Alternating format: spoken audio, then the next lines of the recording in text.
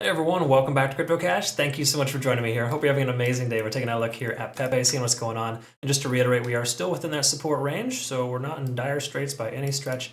Absolutely still looking okay. With us retesting that bottom here recently, potentially have a little double bottom. We'll talk about that pattern and much more. And if you're new to the channel, just not a financial advisor, love to teach people to trade. Hope you can learn something here today. Congrats to our community members who took some healthy profits there, 22% from Bitcoin long and 21% from Ethereum. Awesome stuff there. Congrats. Those are some features available as community members. Furthermore, too, this is also open to the public. Now I gave this to my community members here recently.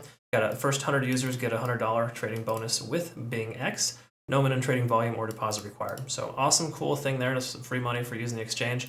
We use this exchange specifically because of our affected members for Bybit, KYC, Canada, Oceania, US, UK. This benefits you greatly. So if you live in those countries, you might want to consider doing that. All right. So that being said, with Pepe, what we want to recognize here is a few things. First of all, when it comes to the RSI, we're still maintaining above 50. Okay. Now this is always a positive sign to me. So this tells me that the bottom is essentially either in or just establishing itself at that 145 range, right? That lower quadrant of this this trend that we're seeing, right? This range bound activity that we've been in for some time.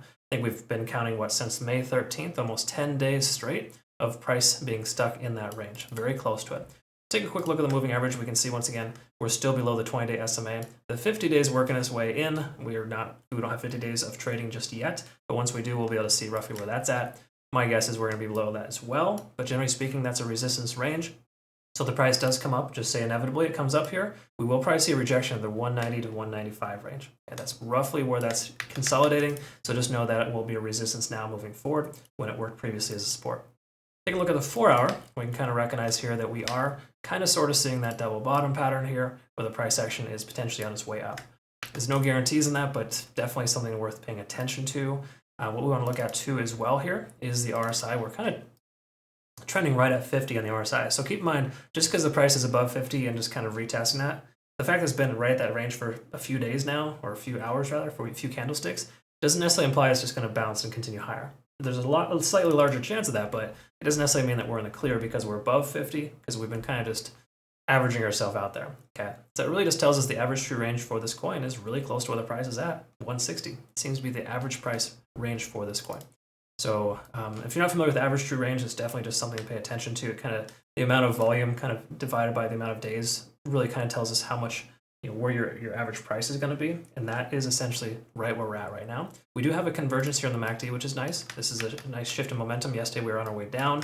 We've hit that little bottom and worked our way back up. So this is a very positive sign from a swing trader's perspective. It does imply we should see further upside from here. Let's go ahead and extend out our fibs here a little bit. And we can see we consolidate at the 157 mark nicely, and we're going to probably try to retest 165 here soon.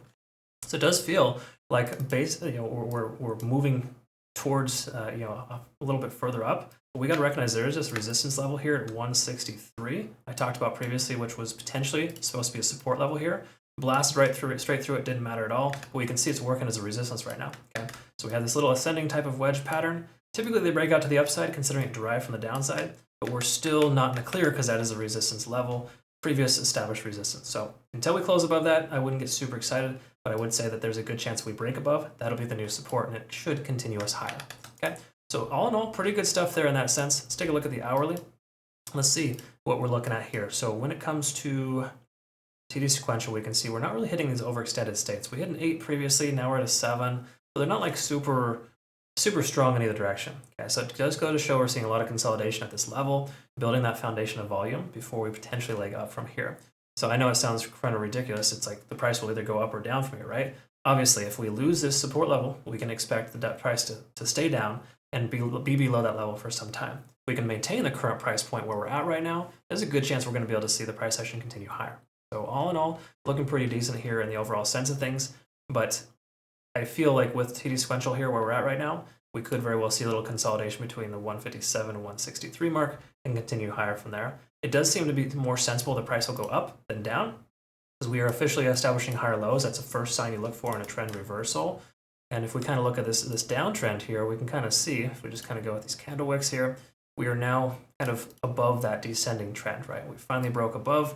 So it does imply that further upside would make more sense, especially with this trend line kind of here working its way up. So it does make, to me, more sense for the price to continue higher than lower here. If it doesn't break above the 163 mark today, though, then we should expect the price to possibly go sideways or down from here. Okay?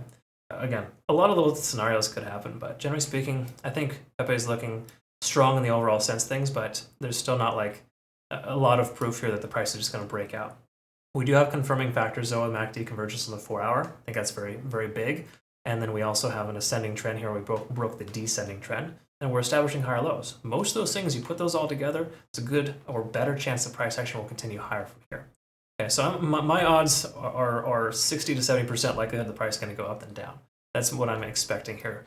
But what we want to double check before we go here is the cloud here, kind of see, and this is something, the last confirming factor here, we need to break above the cloud. Okay, now, naturally, if the price goes sideways for 24 hours, we'll be close to retesting that level. Again, that reiterates the fact that we want to close above 163. Look at this consistent rejection point.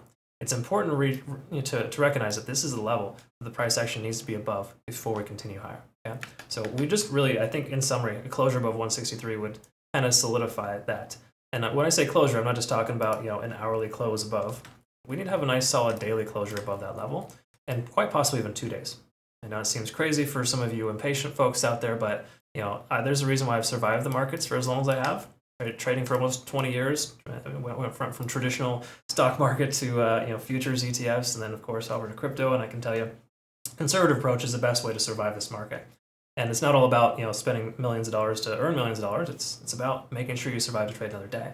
So if you're struggling with surviving, I recommend you check out our trading university here. CryptoCash.tech is the site if you want more information on that. Again, be sure to take advantage of our exclusive offer here through BINGX. First 100 members, they basically just get $100 free, no trading bonus or deposit required. It's an awesome benefit there. Obviously, you can't withdraw those funds once they hit your account. You have to trade with it, obviously. But it is absolutely a significant benefit that not a lot of exchanges are offering. But more importantly, that's a good benefit for our US, Canadian, and UK members who kind of got left out in the rain there with the Bybit KYC requirements. I hope you have a great rest of your day. Thanks again for joining me. We'll see you in tomorrow's video. Take good care.